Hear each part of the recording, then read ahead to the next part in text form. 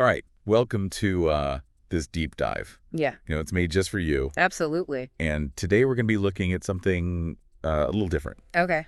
We're going to be taking a look at military strategy, Okay. but not like on the battlefield. We're going to be looking at Robert Greene's The 33 Strategies of War Okay. and how those strategies can be applied to everyday life to help you win your personal and professional battles. I like it. You game. I'm so game. All right, so right off the bat, Yeah.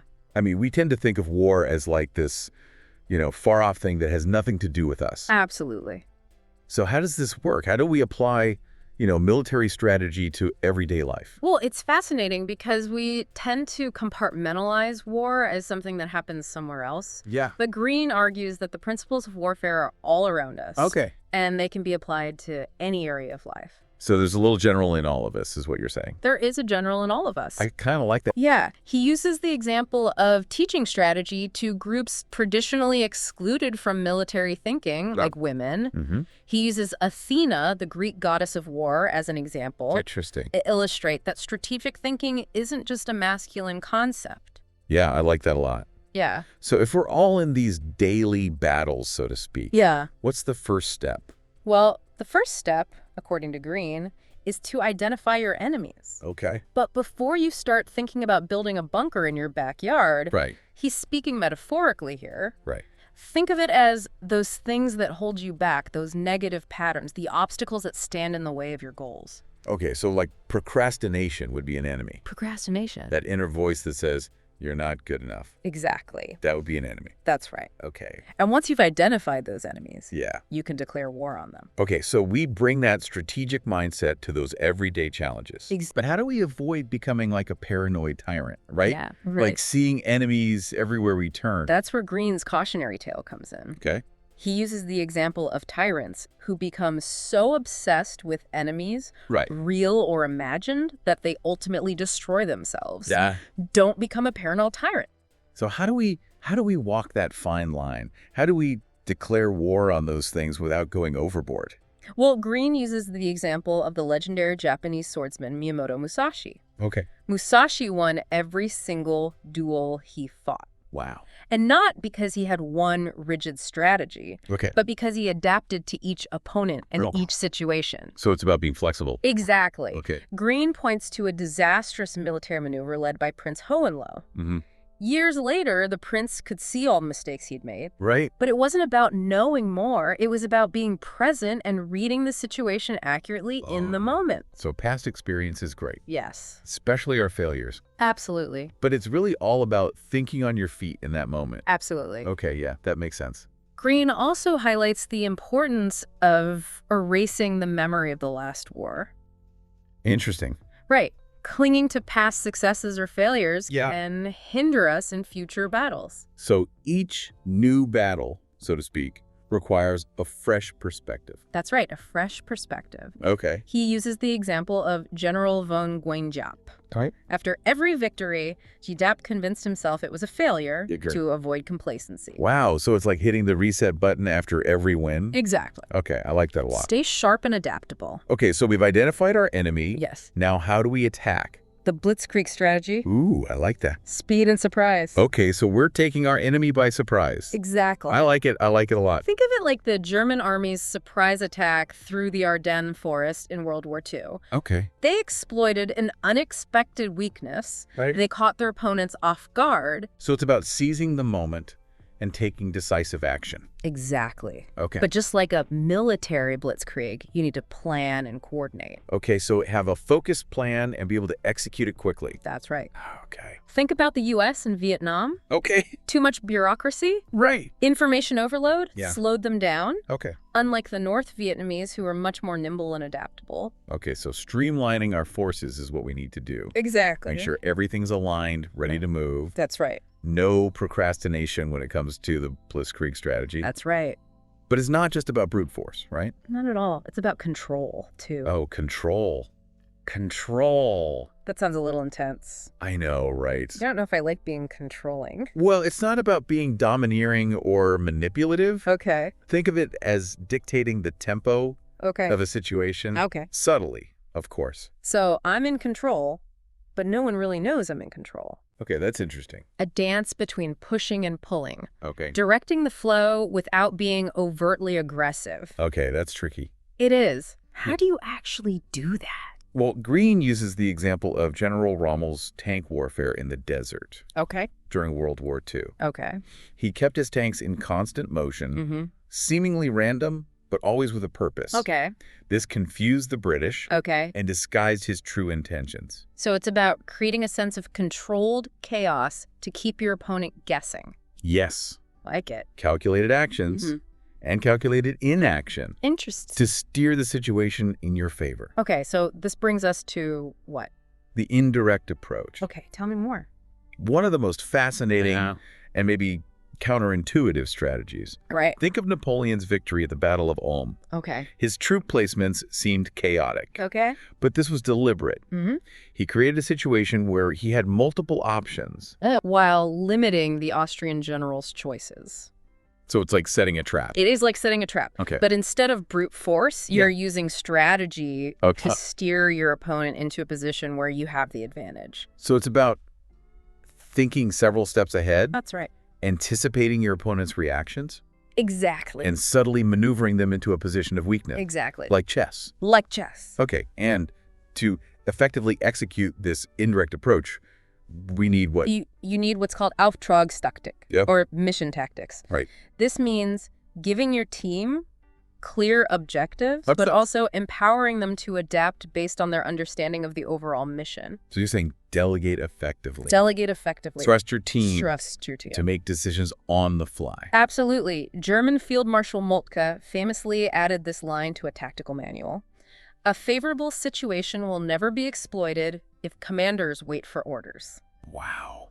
Think about that. It's about fostering initiative and adaptability. Wow, that's so interesting. Yeah. So it's not just about having a great plan. No. It's about empowering the people who are executing the plan That's right. to be able to adapt and make decisions. Exactly. Wow, I like that a lot. Yeah. But let's be real, not all battles are fought on the battlefield. Sure. What about those psychological aspects? Well, that's where moral warfare comes in. Ooh, okay. It's not about fighting ethically, Right. but about shaping public perception. Okay. Using propaganda and psychological tactics to weaken a stronger opponent. So winning hearts and minds, basically. But in hearts and minds. Interesting. Imagine you're facing a seemingly unbeatable opponent Okay. by highlighting their flaws and weaknesses. Right. You can shift the perception of the conflict. Okay. You're essentially controlling the narrative, Oh, influencing how people view both sides. So strategic communication Strategic communication. is a big part of this. It is. Okay, can you give me an example? Absolutely. Green discusses the Wendigokan tribe, known for their psychological warfare tactics. Okay. They would use terrifying rituals, pronouncements, that often contradicted their true intentions Okay. to instill fear in their enemies. Okay. For example, they would, before a raid, they would declare peaceful intentions. Right. Then attack, masked and costumed, Wow. under the cover of night. So they were masters of manipulating perceptions. They were. Interesting. And that manipulation of perception leads us to another key strategy. Deception. Ooh, deception. Deception. Okay, so we're talking about trickery. A little bit of trickery. But how do you deceive someone without being obvious? Well, Green highlights the power of ambiguity, Okay. of blending fact and fiction. Okay. Think of it as creating a smokescreen Right. that obscures your true intentions. I like it. Yeah. I like it a lot. Ambiguity can be very disorienting. Can you give me an example? Absolutely. One of the most striking examples Green uses is Themistocles' celebrated trick with Sisinus Okay. during the Battle of Salamis.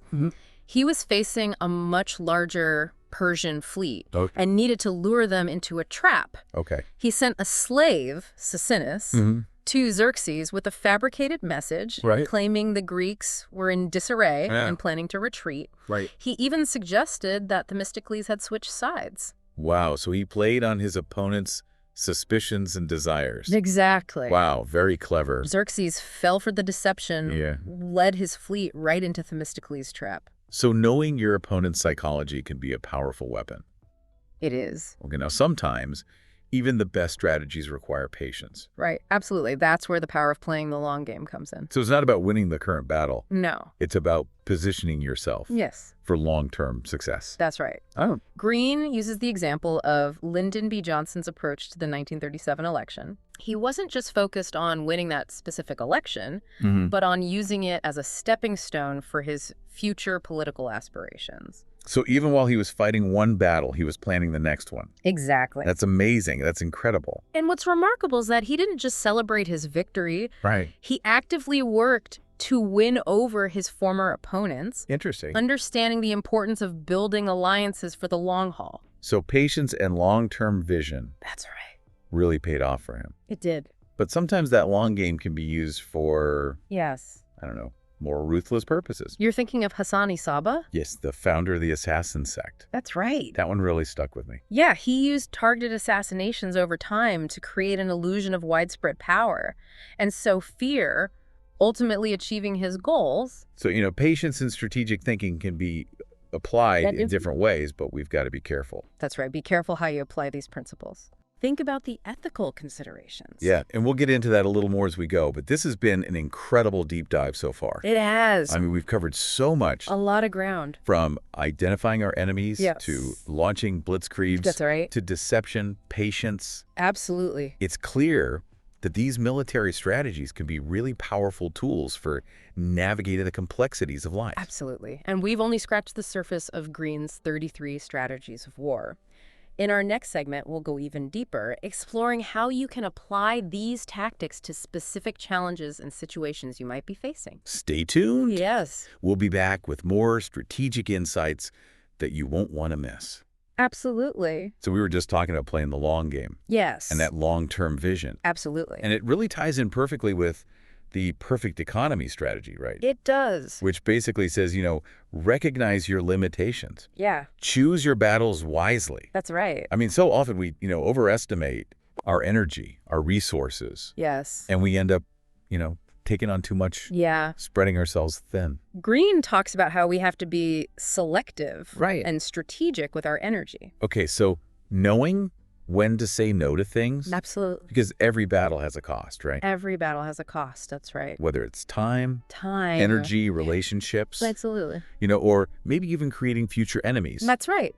So sometimes the most strategic move is disengaging. Absolutely. Or finding a more subtle approach. That's right. Okay, so how do we know which battles to actually pick? Well, he uses the example of the British Empire in the 18th century. Okay. They were all about minimizing risk and maximizing gain. Okay. They often avoided costly land battles, focusing instead on naval power and strategic alliances. So it's all about playing to your strengths. Absolutely. And finding those strategic advantages. That's right, that help you achieve your goals. With the least amount of effort. With the least amount of effort. Okay? That's right. So it's not always about, charging headfirst into battle. Nope. Sometimes it's about, sidestepping altogether. That's great. But what about when confrontation is unavoidable? Well, that's when the chain of command strategy comes in. Okay. This isn't about creating rigid hierarchies, but about fostering unity and purpose. Okay. Think about it in terms of leadership. Okay.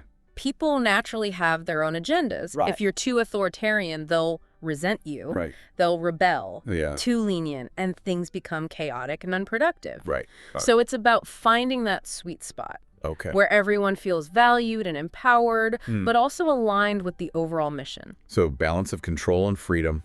Exactly. How do we do that? Well, think of General George Marshall during World War II, leading the U.S. War Department, massive and complex organization. Right. But instead of micromanaging, he fostered a spirit of camaraderie and efficiency. Yeah. He had capable deputies who shared his vision and could make decisions. Right. Allowing him to, in a sense, steer the ship from a distance. So trust your team. Trust your team. Empower them to take ownership. That's right. Create a system where everyone is working towards that same goal. That's right. Okay, that's brilliant. Streamline processes. Eliminate waste. Right. Focus on the bigger picture. Okay. This allows you to exert authority indirectly, Okay. guiding the group, without stifling individual initiative. It's given me a lot to think about in terms of, Yeah. how I manage my own team. Absolutely. Okay, but let's talk about the battles we fight within ourselves. Yes. Those inner struggles. That's right. Which can be just as challenging as those external battles. Absolutely. Green argues that one of our greatest enemies is often ourselves. Yeah. Our fears, doubts, and indecision. Oh, tell me about it. Those inner demons are tough to conquer. They are. So how do we do it? Well, Green calls this mastering your inner front. Okay. He emphasizes the importance of cultivating what he calls presence of mind. The ability to stay calm and focused, especially under pressure. Okay. Easier said than done. It is. But he uses the example of a tea master challenged to a duel by a samurai. All right. Knowing he can't win with swordsmanship, Right. he focuses on what he does best. Okay. His calming tea ceremony. Okay. This allows him to regain his composure and project an aura of calm confidence, Okay. ultimately intimidating the samurai who backs down. So it's about finding something that centers you, That's right. that helps you quiet the noise and anxiety. Absolutely. And allows you to regain control. Exactly. But he also says, Yeah. we will lose our cool sometimes. Of course, we're human. But these moments aren't failures. Okay. They're valuable learning opportunities. Oh, interesting. Okay. Think of it this way. By observing how we react under pressure, we identify our weaknesses and develop strategies to overcome them. Okay.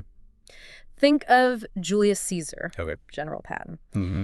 Both experienced fear and doubt, Of course. but they used those experiences to become even stronger leaders. So turning those moments of weakness into fuel for growth Exactly. and self-awareness. Self-awareness. Okay, I like that. So don't be afraid to put yourself in the thick of battle and observe how you react. Okay. Learn from your mistakes. Right. Manage your emotions, and you'll become more resilient and adaptable in the face of any challenge. Okay, so we're turning a negative into a positive. Exactly. But sometimes we need to take action. Absolutely. Right. That's where the death ground strategy comes in. Death ground, that sounds a little intense. It does, doesn't it? Okay, so tell me more. It's about creating a sense of urgency and a commitment Okay. by eliminating your options for retreat. We often hesitate, waiting for the perfect moment or plan. Yeah, we get stuck in analysis paralysis. That's right. Right. But that can lead to missed opportunities and stagnation. So we're burning our bridges behind us. Burning bridges, exactly. No going back. No going back. Okay, so this forces us to move forward. Yes. Okay, can you give me an example? Well, Green talks about Julius Caesar Okay. crossing the Rubicon River in 49 BC, Oh. defying the Roman Senate. Right. It was a point of no return, Yeah. a calculated risk that led to civil war, Right. and ultimately his seizure of power. Wow. So a bold move A bold move. paid off for him. It did. So how does this apply to everyday life? Well, maybe you're considering a career change. Of course. Or starting a business. Okay. The death ground strategy could be quitting your job Right. or investing your savings. So eliminating that safety net forces you to fully commit Exactly. to make it work. That's right.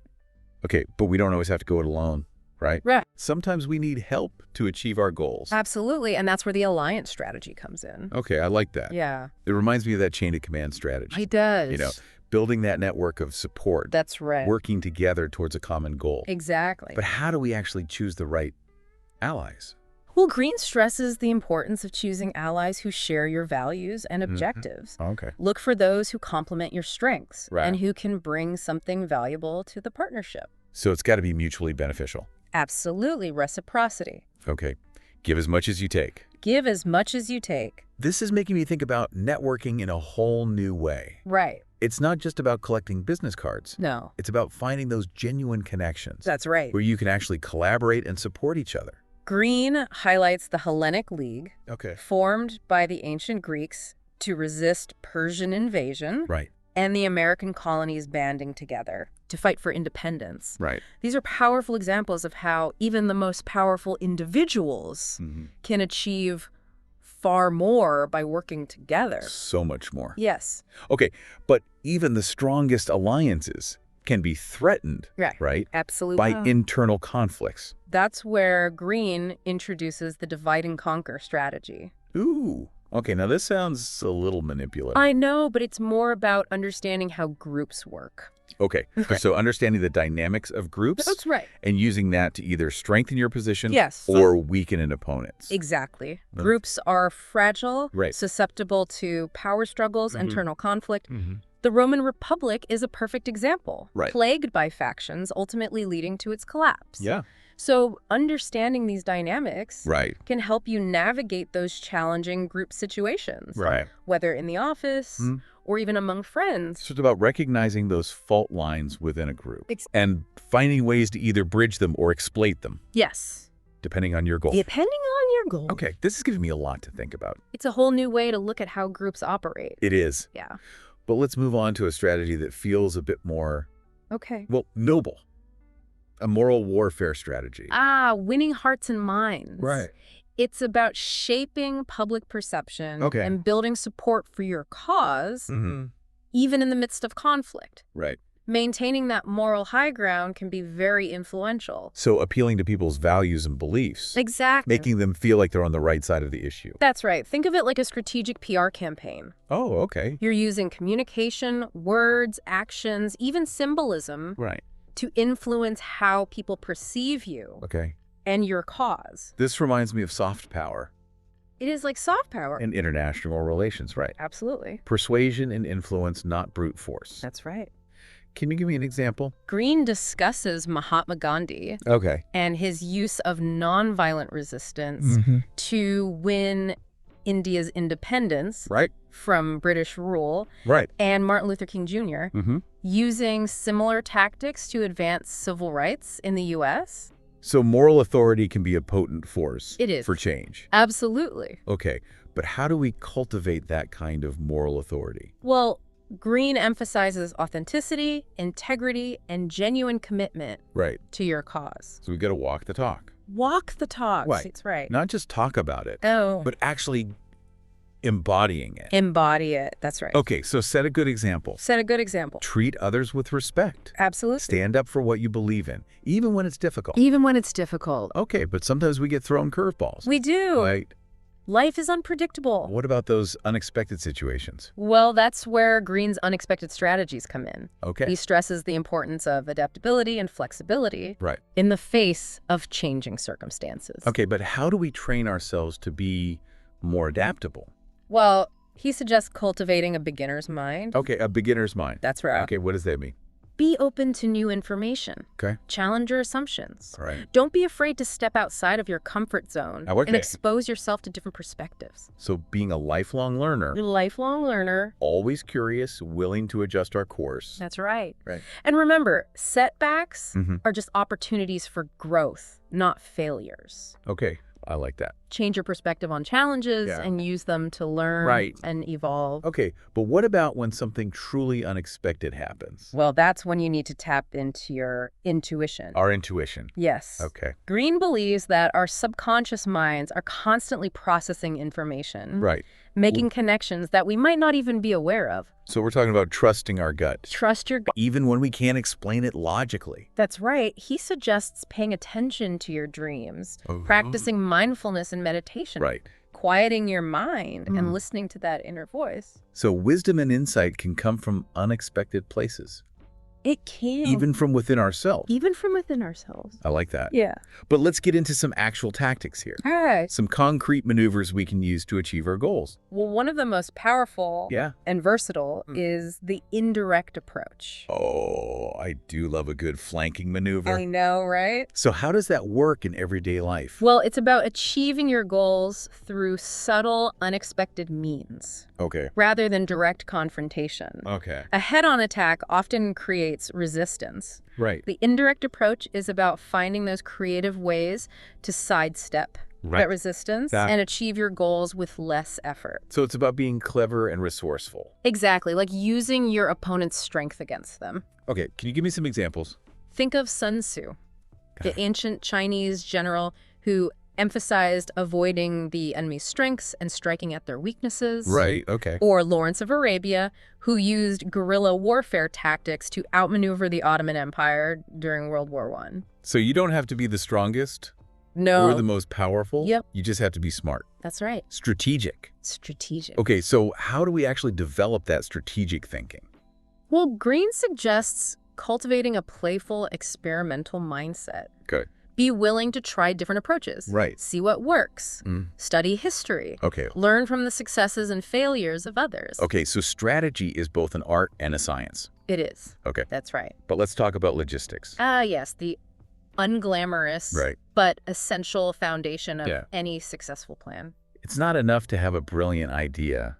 No. We got to have the resources and infrastructure to make it happen. That's right. Even the most cunning strategy can fail without proper logistical support. Can you give me an example? Napoleon's invasion of Russia. Okay. Grand plan, ultimately defeated by supply shortages and harsh weather conditions. Oh, wow. So even the best laid plans can be derailed They can. by those logistical oversights. They can. So how do we avoid those pitfalls? Well, Green emphasizes meticulous planning, Okay. anticipating potential challenges, having backup plans ready, Okay. clear communication, Yeah. efficient processes, a reliable support network. So it's all about sweating the small stuff. Absolutely. Making sure all those pieces are in place before you launch your big idea. Exactly. Whether you're planning a project at work or even organizing a family vacation, those logistical details can make or break your success. Okay, let's shift gears a little bit and talk about a strategy that's a little bit more aggressive. Okay. The guerrilla warfare strategy. The art of the underdog. Right. This is about using unconventional tactics. Okay. To outmaneuver a stronger opponent. So speed, agility, surprise. That's right. That's right. Disrupt the enemy, wear them down. Precisely. Okay. Think David versus Goliath. Right. You're using your size and agility to your advantage. Okay. Tactics like hit-and-run attacks. Okay. Sabotage. Psychological warfare. This reminds me of the Blitzkrieg strategy. It is similar. It's all about disrupting the enemy's expectations. Can you give me some examples of this in history? Green highlights the Viet Cong's success against the United States in Vietnam. Right. And the Afghan Mujahideen repelling the Soviet invasion. Right. In both cases, a smaller, less equipped force was able to overcome a much larger, more powerful opponent through unconventional tactics. So you don't need brute force to be effective. That's right. Okay, so what are the key principles of successful guerrilla warfare? Well, Green stresses the importance of mobility, flexibility, and intimate knowledge of the terrain. Right. You also need strong leadership discipline and willingness to take risks. So being resourceful, adaptable, absolutely, relentless in pursuing your goals. That's right. Never give up. Never give up. Even when the odds are stacked against you. That's right. But also don't forget the importance of building a strong network of support. Absolutely. Understanding your enemy's weaknesses. That's right. Using deception to your advantage. That's right. Okay, so strategic thinking and tactical execution are essential for success. They are. Okay, let's talk about espionage. Ooh, espionage, the world of spies and secrets. Right. Feels like we're in a spy thriller now. I know, right? Okay, so espionage, as Green explains, it's all about gathering information and using it to your advantage. That's right. Okay, so it's an essential part of warfare. It is. Allows you to anticipate your opponent's moves. That's right. Make more informed decisions. Absolutely. So knowing your enemy inside and out. That's right. Gathering intelligence to gain that strategic edge. Yes, that's right. Okay. And there are various ways to do that. You can recruit spies and informants. Intercept communications, or even just gather information from publicly available sources. This reminds me of, competitive intelligence in the business world. That's right. Right. Companies are always trying to get a leg up on their rivals. Leg up, that's right. History's full of examples of how espionage has shaped outcomes. It is. I mean, think about MI6. Yes.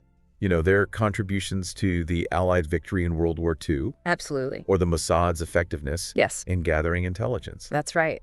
So espionage can be a real game changer. It can. Okay, so what are the key principles of successful espionage? Well, Green says secrecy, deception, and building trust with sources are crucial. Right, so be discreet. Resourceful, smart in your pursuit of information. That's right.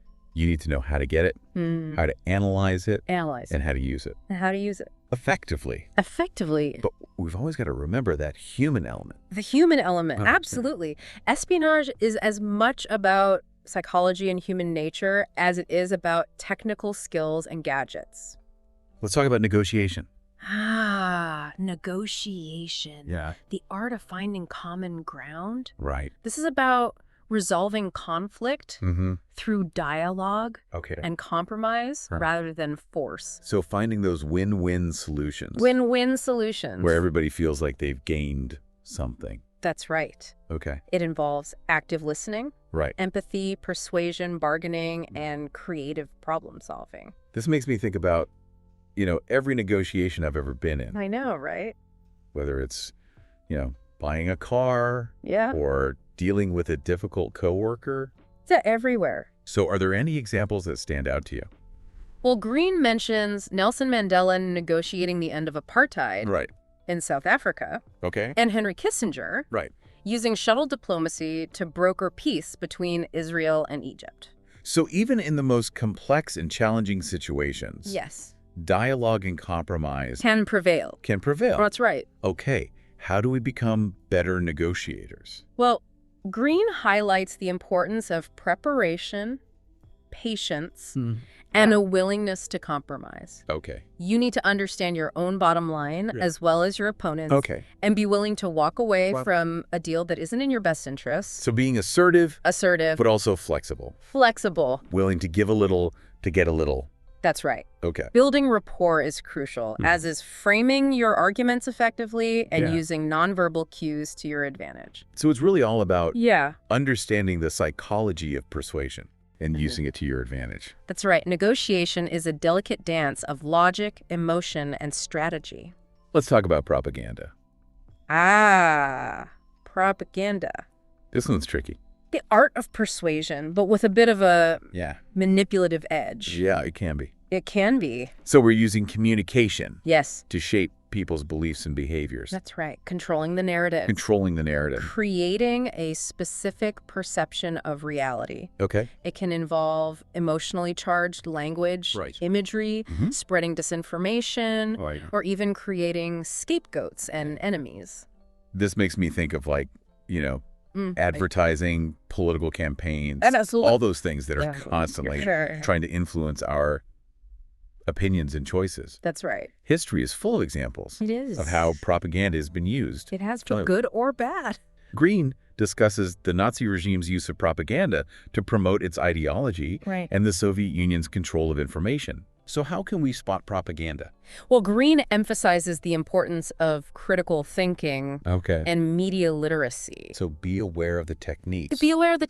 Simplicity, repetition, emotional appeals, targeting specific values and beliefs, the use of seemingly credible sources. So be a savvy consumer of information. That's right. Question what we see. Question it. Question what we hear. Absolutely. Make sure we're getting the full story. The full story. But, propaganda can also be used for good. It can. Right? It can. Think of campaigns to promote public health. Absolutely. Or environmental awareness. That's right. The key is to use it ethically and responsibly. So be mindful of the power of language.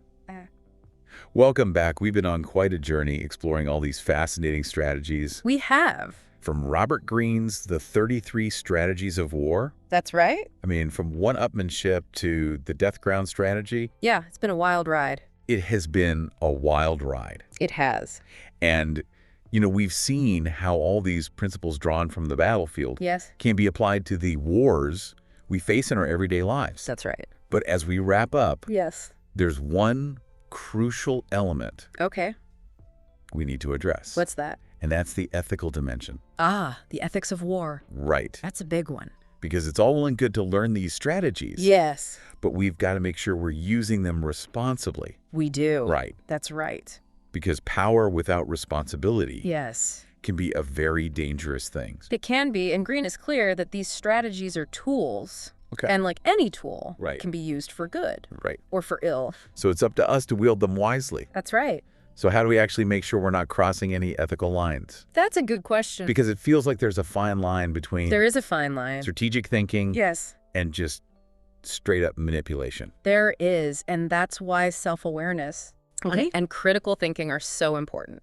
Before you employ any of these strategies, Ask yourself, Okay. what are my intentions? Okay. Am I trying to win at all costs? Or am I seeking a mutually beneficial outcome? Right. Am I being honest and upfront? Right. Or am I resorting to deception and trickery? So checking our ego. Checking your ego. Right. Absolutely. Making sure our ambition Yes. isn't leading us down a slippery slope. That's right. Oh, yeah. And remember, the most effective strategies are often rooted in empathy and understanding. When you genuinely understand your opponent's perspective, you can often find ways to achieve your goals without resorting to unnecessary conflict or manipulation. So sometimes the best way to win is to find a solution that benefits everyone involved. Absolutely. I like that. Yeah. Okay, and this brings us to one of Green's most important concepts. Okay. And that is the power of what? The inner front. The inner front. Yeah. Okay, we've talked about external battles, overcoming personal obstacles. Right. So what is this inner front? Well, Green argues that before we can effectively engage in any conflict, we need to master ourselves. We need to conquer our own fears, insecurities, and self-destructive tendencies. So it's about, cultivating self-awareness. Self-control. Yes. A strong sense of purpose. Green explains that when we're internally fragmented and conflicted, we're easily manipulated and thrown off balance by external events.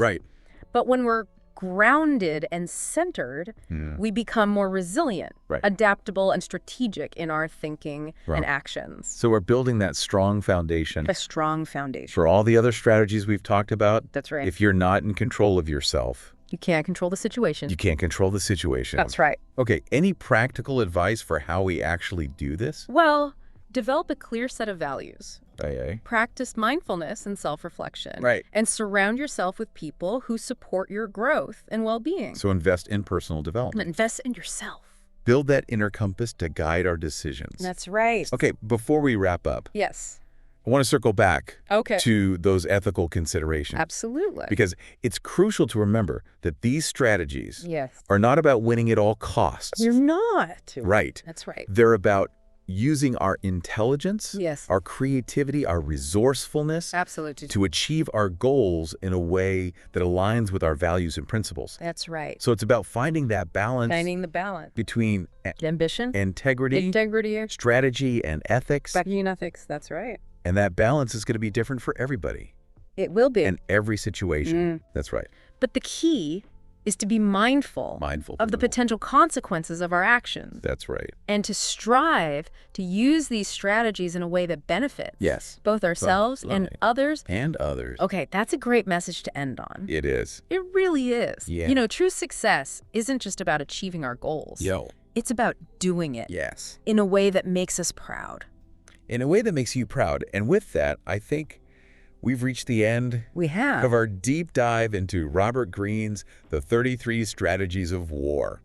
This has been an incredible journey. It has. We've explored so many fascinating concepts. A lot of great concepts. Unearthed a wealth of strategic wisdom. A lot of wisdom. I mean, from identifying our enemies. That's right. Launching blitzkriegs. Mastering deception. Building alliances. Cultivating the power of the inner front. We've covered a lot of ground. We have. But remember, this is just the beginning. This is just the beginning. The real work starts now. It does. It's up to each of us. That's right. To take these principles. Yes. Apply them thoughtfully. And ethically. To our own lives. To your own life. So as we leave our listener. To ponder all these incredible insights. I want to leave them with one final thought-provoking question. What war are you currently waging? Good question. What challenges are you facing? And how can you use the strategies we've discussed today to overcome them? That's a great question. Think back to the examples we've explored. Find those creative solutions. And embrace the art of strategic living. And remember, the most important battle is often the one that we fight within ourselves. Within yourself. Master your inner front. And you can achieve anything you set your mind to. Thanks for joining us. It's been a pleasure. On this deep dive. Until next time. Until next time. Keep strategizing, keep learning. Keep learning. And keep pushing yourself to be your best. Be your best.